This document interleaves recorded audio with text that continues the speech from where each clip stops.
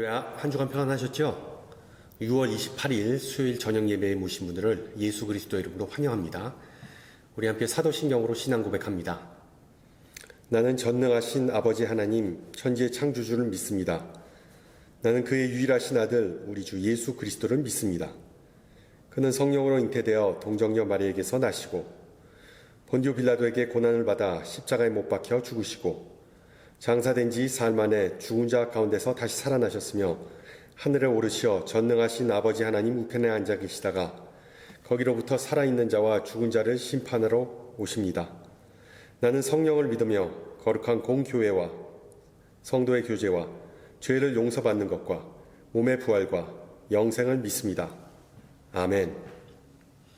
네, 우리 함께 찬송가 83장 하시겠습니다. 83장. 예전 찬송가도 83장 나의 맘에 근심 구름 찬송가 83장 함께 하십니다.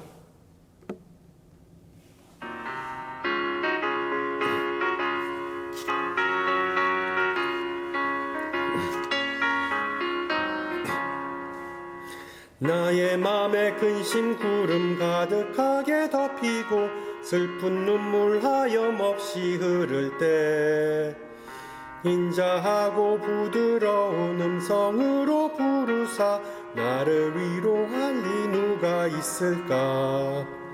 주 예수 주 예수 주 예수밖에 누가 있으랴. 슬퍼 낙심될 때에 내 친구 되시는 구주 예수밖에 다시 없도다. 무거운 짐 등에 지고 인생길을 가는 자 힘이 없어 쓰러지려 할 때에 능력 있는 팔을 펴서 나의 손을 붙들어 나를 구해주리 누가 있을까. 주 예수 주 예수 주 예수밖에 누가 있으랴. 슬퍼 낙심될 때에 내 친구 되시는 구주 예수밖에 다시 없도다.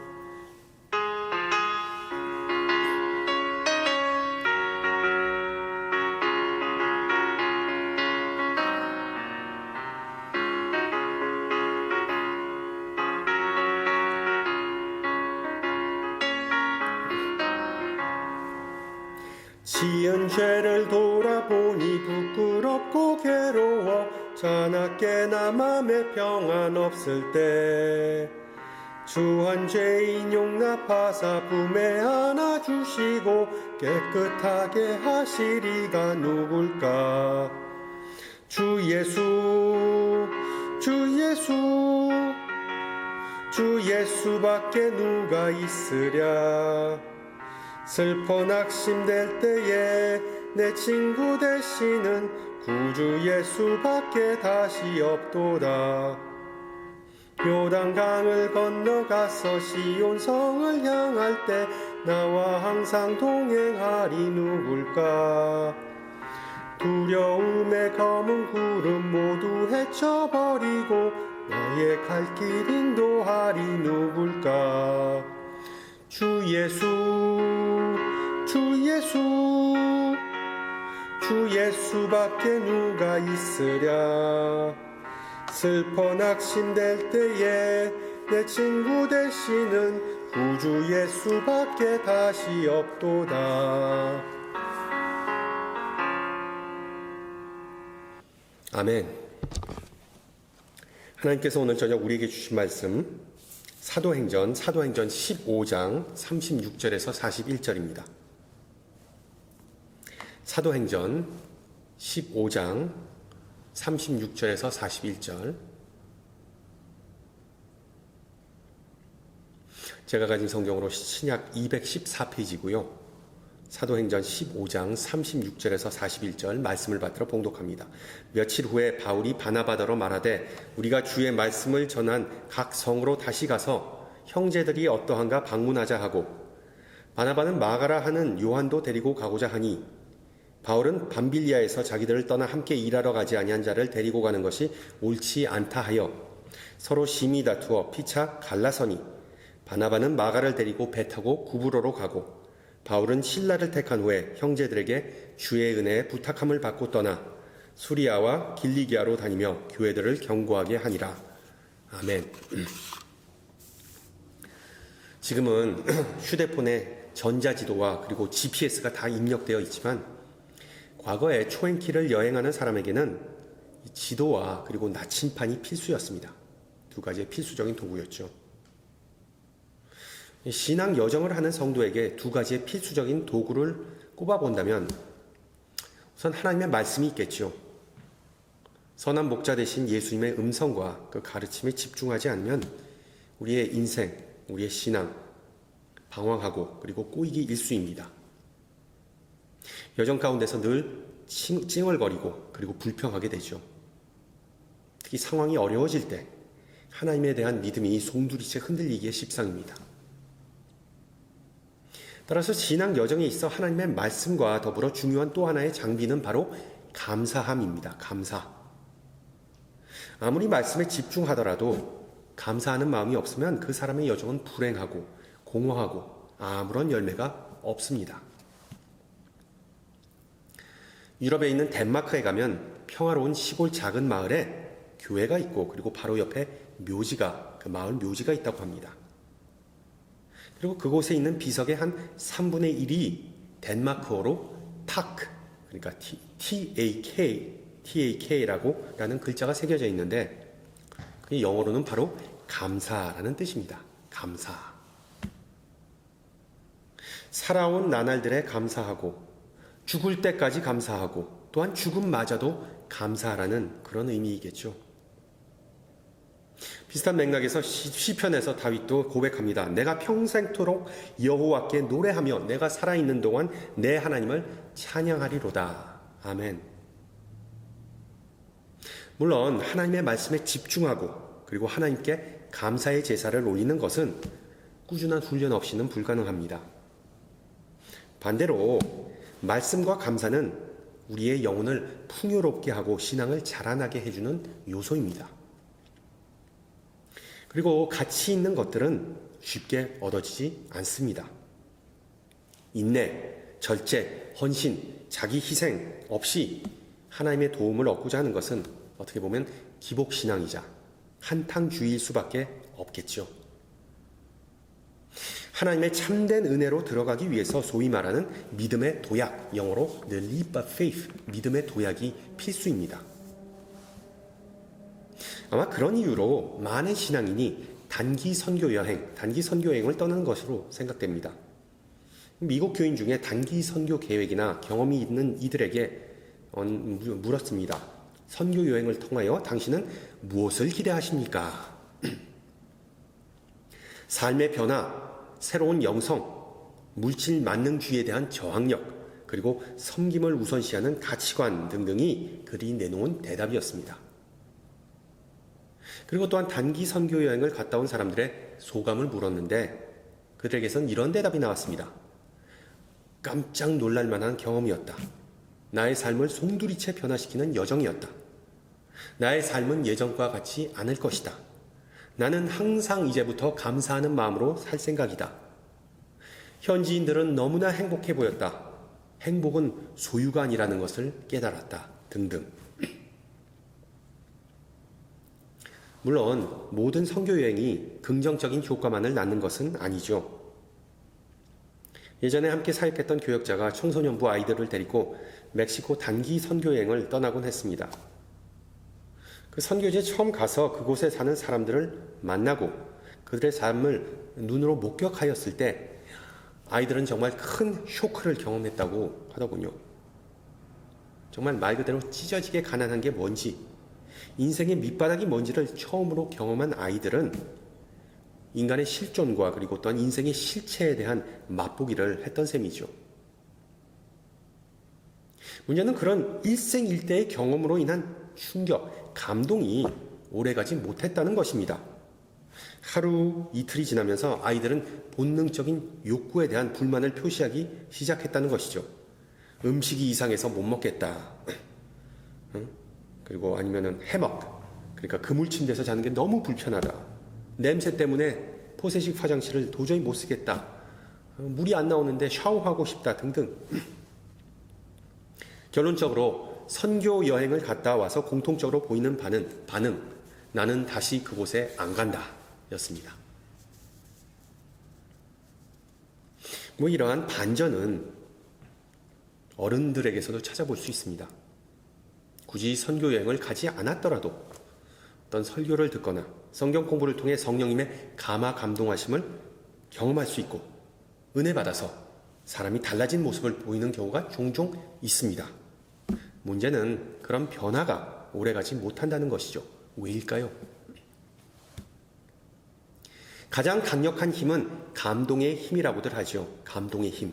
그러나 감동은 궁극적으로 그리고 장기적으로 별로 효과적이지 않음을 우리가 인정할 수밖에 없습니다. 여러분 한번 생각해 보세요. 좋은 설교를 듣고 그 말씀으로 인해 나 자신이 얼마나 변했고 그 말씀이 내 인생에 얼마나 많은 영향을 미쳤는지 한번 생각해 보신 적이 있으신가요? 설교자로서 허탈감을 느낄 때는 선포의 핵심이나 요점, 심지어 설교 제목을 기억하지 못하지만 설교 중에 들은 재미있는 예화는 많은 성도들이 기억한다는 사실입니다. 물론 어떤 이들은 말씀을 마음속에 새기기 위해 열심히 노트하는 사람들도 있습니다. 수업을 들으면서 열심히 필기하는 것은 양쪽 뇌를 다 활용하기 때문에 그 내용이 장기적으로 더 잘 보존된다는 그런 학설이 있더군요. 또 열심히 그 필기하는 것은 어찌 보면 하나님의 말씀 속에서 인생의 문제에 대한 어떤 해답, 실마리를 좀 찾고자 발버둥치는 모습으로 비춰질 수도 있습니다. 어떤 질문일까요? 내 삶이 왜 이렇게 변화하지 않을까? 좀 변화하고 싶다. 자꾸만 배우더라도 왜 나는 까먹는 걸까? 기독교 교육이 내 삶에 과연 어떤 영향을 주는 것일까? 나는 언제까지 말씀을 배워야 하는 것일까? 와 같은 질문에 대한 실마리를 찾고자 그 사람들은 열심히 말씀을 들으면서 노트를 합니다. 이런 질문, 신앙인이라면 한두 번쯤은 다 해봤을 그런 질문입니다. 우리 신앙인들에게 예수님은 어떤 분이신가 라고 물으면 주로 하나님의 아들, 메시아, 구세주와 같은 신적인 특징이 강하게 드러납니다. 그러나 신약시대에 살았던 이들에게 예수님은 주로 예언자이자 라피루, 즉 선생으로 그들의 눈에 비춰졌다고 성경은 말해줍니다. 바꿔 말하면 예수님은 설교자이자 가르치는 사역을 주로 감당하셨던 것이죠. 비슷한 맥락에서 사도행전에 기록된 성령의 사역을 보면 하나님의 그 구원 계획, 그 청사진을 인간들에게 알게 하는, 배우게 하는 그런 역할이었습니다. 그래서 사도행전에 처음 등장하는 예루살렘 교회나 안디옥 교회 같은 곳들은 바로 예수님의 가르침의 사역을 계승한 성도들의 모임이었습니다. 그래서 교회라는 단어도 하나님의 말씀을 가르치고 배우는 모임, 모일회, 교회입니다. 그런 뜻이기 때문에 우리 신앙인들은 교회를 통해 평생 배우고 학습해야 하는 것이 분명합니다. 따라서 공부하고 학습하지 않는 신앙인은 결코 그리스도의 제자라고 할 수 없겠죠. 실제로 오늘 읽은 본문은 교육의 중요성을 다시 한번 우리에게 뼈저리게 일깨워주고 있습니다. 그러나 이 세 사건을 이해하기에 앞서 우리는 이 사건의 배경을 알아야지만 본문에 대한 조금 더 깊은 이해를 끄집어낼 수 있습니다. 신약시대 선교의 중심지는 지금의 터키 남부 지역에 있는 안디옥 교회였습니다. 안디옥 교회. 이 안디옥 교회는 이방 선교를 위해 선교사들을 훈련하고 파송하고 관리하는 그런 사역을 도맡아 했습니다. 그리고 하나님께서 그들에게 은혜를 더하셔서 이방 선교에 많은 열매를 맺게 되죠. 이렇게 선교가 흥왕하였던 안디옥 교회에 문제가 발생하였습니다. 율법과 할례를 지켜야 한다는 그리스도인, 주로 예루살렘 교회에서 건너온 성도들이 안디옥 교회 내에 등장하면서 안디옥 교회는 혼돈에 빠졌고 선교는 갑자기 주춤하게 됩니다. 교회가 시험이 든 거죠. 교회가 복잡한 상황에 휘말리게 돼서 어쩔 수 없이 교통정리가 필요했던 상황이 왔습니다. 안디옥 교회의 분란을 초래한 이들을 갈라디아에서 바울은 유대화주의자로 분류합니다. 유대화주의자. 비유를 들자면 그들은 교회 교육의 커리큘럼, 즉 교과 과정에 문제를 제기한 것입니다. 과거에 쓰였던 율법이라는 교과서를 복음이라는 현존하는 교과서와 통합해야 한다고 주장했던 것이죠. 그것을 같이 가르쳐야 한다고 주장했던 것입니다. 그래서 초대교회의 이방 선교는 환란에 빠지고 아예 멈춰버리게 됩니다. 당연한 얘기이지만 갓 태어난 교회 내에 지금과 같이 어떤 신조나 그러니까 믿음을 잘 요약한 어떤 스테이트먼트나 아니면은 헌법 책과 같은 것이 존재하지 않았기 때문입니다. 가이드라인이 전혀 없었기 때문에 결국은 함께 모여서 머리를 맞대고 지혜를 짜내야 하는 그런 상황이 발생해야 했습니다. 그래서 소집된 것이 바로 오늘 본문 바로 전에 나오는 사건, 예루살렘 사도회의입니다. 그리고 그 회의에서 결정된 사항들이 있죠. 주로 세 가지인데 15장 29절에 나옵니다. 우상과 제물, 피와 목매어 죽인 것, 그리고 음행, 이것을 삼가하는 것, 멀리하라는 대표적인 선교 방침이 정해지면서 이방인들에게 어떻게 복음을 전하고 선교해야 하는지에 대한 문제가 일단락됩니다. 그리고 그 회의를 통해서 내려진 결정은 그 당시 많은 교회로부터 환영받게 됩니다. 자, 이제 갈등은 어느 정도 봉합되고 바울과 바나바는 중심으로 하는 이방 선교행은 아무런 장애물 없이 탄탄대로를 갈 수 있는 계기가 다시 마련됐습니다. 이처럼 예루살렘 교회와 안디옥 교회 간의 불화가 어느 정도 정리되는 것 같아 보이는데 이제는 개인 간의 문제, 바울과 바나바 사이에서 균열이 생기게 됩니다. 바울과 바나바는 1차 선교 여행에서 협력했던 대표적인 인물들인데 놀랍게도 이번 여행에는 서로에게 완전히 등을 돌리고 남남이 되어서 그런 완전히 자기 갈 길을 가는 그런 상황에 처하게 됩니다. 문제의 핵심은 소아시아, 즉 현재의 터키 교회들의 신방을 계획하면서 선교팀 구성 인원에 관한 것이었습니다. 마가 요한이라는 인물을 이번에 데려갈 것인가 말 것이란 걸 놓고 서로 의견을 달리하게 됩니다. 바나바는 마가를 데리고 가고 싶어 하지만 바울은 마가 요한이 이전의 선교 여행에서 탈영한, 그러니까 이탈한 경력이 있으므로 단호하게 반대합니다. No. 39절에 나온 서로 심히 다투었다라는 표현은 말 그대로 서로 핏대를 올리며 싸웠다. 완전 엄청나게 싸웠다라는 그런 뜻이겠죠. 왕국 어법입니다. 결국 바나바는 마가와 함께 서쪽, 즉 구브로 섬으로 향하고 바울은 새로운 협력자인 실라와 함께 2차 선교 여행을 북쪽으로 향한다는 것이 바로 오늘 본문의 내용입니다. 자, 분명한 것은 오늘 본문에 나온 이야기는 전혀 덕이 되지 않는 사건입니다. 왜 덕이 되지 않는 사건이 그런 이야기가 성경에 포함되었을까요? 또 우리가 얻을 만한 의미 있는 교훈은 과연 무엇일까요? 어떤 사람은 이렇게 해석할 수도 있겠죠. 바울과 바나바가 서로 갈라섰듯이 어떤 관계적인 문제가 발생하면 마냥 쉬쉬하고 덮고 가는 것이 해답이 아니다. 배우자, 직장 동료, 심지어 다른 교인과 계속 싸우기만 하고 갈등의 골만 깊어져만 가면 그때가 바로 서로 갈라서야 하는 때이다. 여러분 생각해 보세요. 1980년대만 하더라도 교회 내에서 이혼이라는 주제는 단어는 거의 금기사항이었습니다. 그러나 지금 현실은 어떻습니까?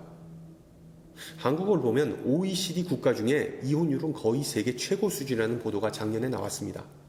두 쌍 중에 한 쌍이 결국은 이혼하게 됩니다. 50%. 가정학대, 가정폭력, 간음과 같은 불의한 일들을 경험하고도 마냥 무조건 참아라, 신앙으로 이겨내라 라는 과거의 담론이 통하지 않는 세상에 우리가 살고 있습니다. 아니 툭하면 성격 차이라는 이유로 갈라지고 서로 딴 길 가는 것이 만연한 사회입니다. 제 갈 길 가는 것이 따로따로 가는 것이 정답이다. 물론 오늘 본문을 해석하는 하나의 방식입니다. 저는 개인적으로는 오늘 본문에 나온 이 사건은 교회의 본질을 다시 설명해 준다고 확신합니다. 여러분, 교회는 완전하지 않습니다. 교회는 늘 시험과 유혹에 노출된 상태입니다. 따라서 신앙인들 사이에는 언제든지 분열이 발생할 수 있다는 사실을 오늘 본문은 일깨워주고, 교회가 화목한 분위기 속에서도 사람들의 뜻은 결코 쉽게 통일되지 않는다는 것을 다시 한번 가르쳐 줍니다. 여러분 잘 생각해 보세요. 여기서 도대체 누가 잘못한 것일까요? 바나바입니까? 아니면 바울일까요? 성령님께서 순조롭게 진행하는 선교에 누가 걸림돌이 되는 걸까요? 먼저 잘잘못을 따지기 전에 왜 이런 일이 일어났는지 한번 생각해 보고자 합니다. 교회 사역뿐만 아니라 사회생활 속에서도 발생할 수 있는 마찰과 갈등의 본질은 결국 인간 대 인간 관계에 있습니다. 바나바와 바울이라는 두 인물과 그들의 관계를 놓고 볼 때 성경이 우리에게 전해주고자 하는 메시지가 명백해집니다. 사도행전의 전체적인 흐름에 익숙하신 분들은 아시겠지만 전반부는 베드로를 중심으로 선교가 진행됩니다. 그리고 중반부에는 바나바라는 인물을 중심으로 선교가 진행되고, 그리고 후반부에 와서는 선교의 지도력이 바나바로부터 바울로 옮겨가는 것을 알 수 있습니다. 바로 오늘 본문이죠. 비록 주도권이 바나바에서 바울로 옮겨갔더라도 바나바라는 인물은 바울에게 있어 어떤 단순한 co-worker, 단순한 동역자가 아닌 멘토, 정신적 지주와 같은 그런 사람이었습니다. 여러분, 이전에 교회의 핍박자였던 바울을 두려워하던 예루살렘의 사도들에게 바울을 동료로 받아줄 것을 처음으로 설득한 사람이 바로 바나바였습니다. 그리고 사도행전 9장 26절을 보면 이렇게 기록합니다. 사울이 예루살렘에 가서 제자들을 사귀고자 하나 다 두려워하며 그의 제자됨을 믿지 아니하니, 바나바가 데리고 사도들에게 가서 그가 길에서 어떻게 주를 본 것과, 다메섹 사건이죠, 주께서 그에게 말씀하신 일과 다메섹에서 그가 어떻게 예수의 이름으로 담대히 말하던 것을 말하니라. 바나바가 어떤 사람인지 이 구절을 통해 우리는 엿볼 수 있습니다. 바나바는 참 대범하고 용감한 사람으로 신자들에게 용기를 주는 사람이자 속이 깊고 이해력이 넓은 그런 사람임을 우리가 짐작할 수 있습니다. 바나바라는 사람은 수많은 초대교회 선배들 가운데, 지도자들 가운데 어떤 한 명이 아니라 정말 뛰어나게 드러나는, 용기를 북돋아주고 나고자에게 두 번째 세컨드 찬스를 제공해 줄 아는 참 멋있고도 비범한 그런 사람이었습니다. 더 나아가 바나바는 오래 참음의 대명사였습니다. 오늘 본문에서도 그 동료의 그 너그러움이 발휘돼서 마가 요한에게도, 바울뿐만 아니라 마가 요한에게도 또 한 번의 기회를 제공합니다. 그래서 바나바는 바울과 대립각을 세우면서까지 행동합니다. 자, 이러한 관점에서 볼 때 결국 문제가 되는 사람은 바나바가 아닌 바로 바울 그 자신입니다. 객관적으로 비교하면 바울은 마가 요한보다 못난 사람이었습니다. 그렇지 않습니까? 그리스도인들을 다 잡아 죽였던 사람하고 선교가 힘들다고 도망갔던 사람 중에 누가 더 악질입니까? 누가 더 악당입니까? 바나바와는 반대로 바울은 째째하게 자신이 이전에 바나바로부터 받았던 신뢰를 나고자 마가 요한에게는 베풀지 않았습니다. 분명히 바울은 이방인들의 대표적인 선교사, 그리고 바나바보다 훨씬 더 위대한 인물로 묘사되고 평가받지만, 실제로 바울은 선배 바나바, 그 바나바의 이름의 뜻은 뭡니까? 사도행전 4장에 나오죠. 위로의 아들에게 정말 아직 많이 배울 게 있다는 것이 바로 본문의 요점입니다. 그리스도인들 가운데 성경에서 가장 존경하는 인물을 꼽으라면 물론 예수님을 제외하고 많은 사람이 바울을 지목합니다. 그리고 그들이 가장 좋아하는 성경은 로마서를 꼽습니다. 성 어거스틴, 마틴 루터, 칼빈, 요한 웨슬레, 실제로 바울이 저술한 로마서를 읽고 얼마나 많은 기독교 위인들이 감동을 받고 회심하였습니까? 하지만 오늘 사도행전을 통해 비친 바울은 절대 완벽하지 않았다는 사실을 보여주고 있습니다. 우리 신앙인들도 흠이 많고 바울과 같이 개구리가 올챙이적 시절을 기억하지 못하는 경우가 허다하죠. 그래서 교회 내에서 잡음과 불화가 생길 수 있음을 우리는 항상 기정사실로 받아들여야 합니다. 잡음과 불화하면서 생각나는 얘기인데, 목회자로서 사람들이 갈등 때문에 내 이야기를 좀 들어주소 하고 오면 저는 상당히 조심스러워지죠. 왜? 우선 각 사람의 그 어떤 이야기의 버전이 다르기 때문에 양쪽 이야기를 다 들어봐야 하므로. 그리고 난 후에 조심스럽게 내리는 결론은 둘 중에서 조금 더 잘못 처신한 사람이 있다는 것을 조금 더 자세히 보이게 되죠. 그러나 당연히 누구 잘못인지는 내색할 수도 없고요. 반목하는 사람들이 둘 다 잘못된 길을 가고 있다고 말할 수는 없는 노릇이기도 합니다. 바나바도 그랬고 바울도 그랬듯이 둘 다 하나님의 나라를 위해 잘해보고자 선교의 열정을 쏟아부은 사람들입니다. 다만 그 과정에서 견해차나 그리고 미숙한 점이 발생할 수도 있습니다. 따라서 오늘 본문의 요점은 성숙한 믿음의 사람들은 결코 상대방이 마냥 틀렸다고 생각하기보다 상대방은 나와 다를 수 있다는 사실을 인정하라는 것입니다. 여러분, 상대방과의 차이를 인정하면 꼬인 상황은 자연스럽게 풀리게 됩니다. 그 순간에 모든 멍해와 짐은 가벼워집니다. 생명의 도, 그리스도의 도를 배우기 위해 모인 우리는 모두 서로 다르다는 사실을 우선 인정하는 것이 첫째, 그리고 그 차이, 그 다름을, 그 갭을 메꾸는 데 있어 감정만을 내세우지 말고 더 큰 이익을 위한 꾸준한 훈련을 받는 것이 바로 둘째입니다. 여러분, 더 큰 이익이 여기서 무엇일까요? 소위 말하는 비전을 볼 수 있는 그 훈련, 바로 나 자신의 만족이 아니라 하나님을 기쁘게 하고 하나님의 나라를 확장해서 하나님께 영광 돌리는 것입니다. 우리가 어렸을 때는 잘 배우고 두뇌가 말랑말랑해서 배우는 즉시 쪽쪽 쏙쏙 다 기억합니다. 또한 다른 사람들의 얘기도 곧장 잘 들어주고 공감도 합니다. 그러나 나이가 점점 들면 배우는 것도 귀찮고 가르치는 것도 귀찮습니다. 자기 개발, 여의, 개발, 즉 새로운 재능이나 사상을 발견하는 것, 발굴하는 것, 벅차게 느껴집니다. 자기 개발, 아이, 즉 자신을 더 업그레이드하는 것, 그것도 힘들게 느껴집니다. 즉 먹고 사는 것도 바쁜데 변화, 그리고 발전이라는 단어는 다 사치스럽게만 느껴집니다. 그러나 오늘 수요 예배에 모이신 모든 교우는 배우는 일을 부담스럽게 느끼지 말고 소홀히 하지 말고 그렇다고 교만하지도 말고 최선을 다해서 그리스도의 장성한 분량으로 성장해 나갈 것을 소망합니다. 아멘. 신앙의 롤 모델이었던 바울도 자신의 스승 바나바와의 불합, 그러니까 갈등을 통해 이 사실을 힘들게 배웠듯이 현대사회를 살아가는 우리 성도님들도 겸손한 자세로 예수님을 배우고 닮아가기를 주님의 이름으로 축원합니다. 말씀을 마무리하기에 앞서 오늘 청소년 큐티집에서 찾은 글을 잠깐 나누고자 합니다. 이런 글이 있더군요. 배움은 당신이 이미 알고 있는 것을 발견하는 일이다.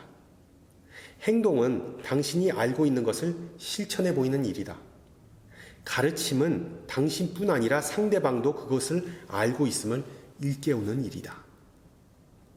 당신들은 모두 배우는 자들이고 행동하는 자들이며 가르치는 자들이다. 예수 그리스도의 제자로서 예수님의 형상을 닮아가는 방법을 잘 요약해주고 있는 글이죠. 배우고 행동하고 가르치라. 이 모두 다 성령 하나님의 사역의 대표적인 사역입니다. 삶에 있어 배움은 끝이 없는 여정이라고 하죠. 그만큼 우리의 신앙생활은 끊임없이 배우고 깨닫고 까먹고 실수함의 연속입니다. 네, 결코 절대 쉽지 않은 여정이죠. 그러나 그 여정 속에서도 우리의 인도자이자 동반자이자 스승 대신 성령님의 지혜와 능력을 의지하시기를 축원합니다. 함께 기도합니다. 귀하신 주님, 오늘 말씀을 통해서 특히 사도들과 초대교회 지도자들의 삶을 통하여 가르침 주심을 감사합니다. 수많은 차이와 불협에도 불구하고 모든 성도는 그리스도의 복음이라는 공통적인 목적을 가지고 여행한다는 사실을 일깨워 주심을 또한 감사합니다. 주님, 쉽지 않고 험난한 길임을 고백합니다. 확실한 해답보다는 의심과 불신이 난무할 때가 많음을 고백합니다. 그러나 우리의 모든 언행을 오직 주님께서 주관하사 세상의 지혜가 아닌 보혜사 성령의 지혜에 의지하게 하옵소서.